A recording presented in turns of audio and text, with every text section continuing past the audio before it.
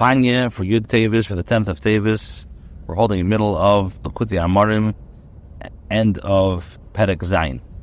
However, the chayis, the vitality in the drops of semen that was issued wastefully, even though it has been degraded and incorporated in the shalish klippas atameis, it can ascend through proper tshuva with proper kavanah in krishmash when one goes to bed, as is known from the teaching of our master Rabbi Yitzchak Luria of blessed memory.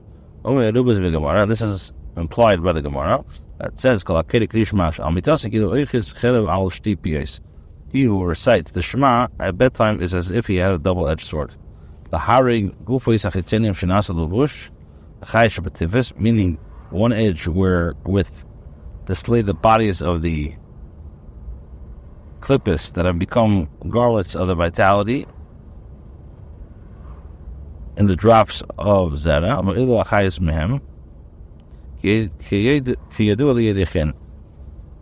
So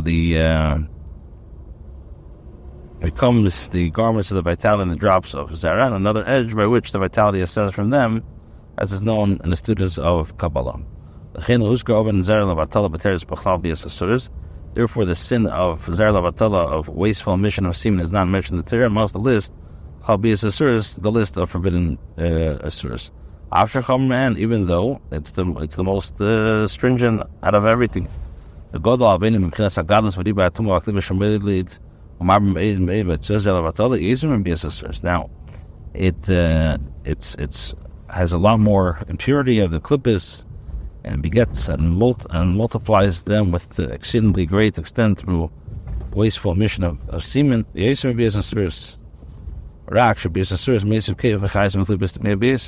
It's only that when measured qualitatively, the sin is different. For in the case of the forbidden relations, one adds strength and vitality to a most unclean klippah,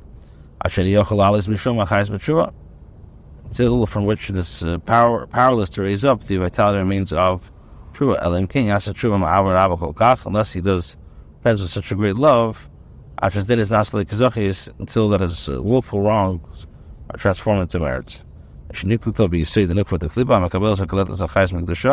The reason is that through forbidden relations, this vitality has been absorbed by the love of Yisayid and the female element of Klippa, which receives and absorbs the vitality from holiness, stresses the physical semen is absorbed with the female in the case of the sins. However, when it comes to wasteful emission of semen, there's no female element of Klippa.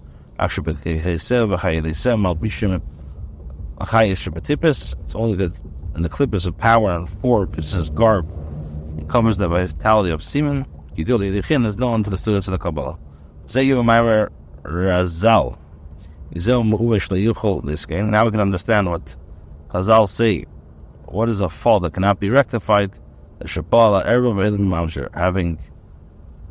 relations with somebody in Alaru, and one gives a birth to a mamzer.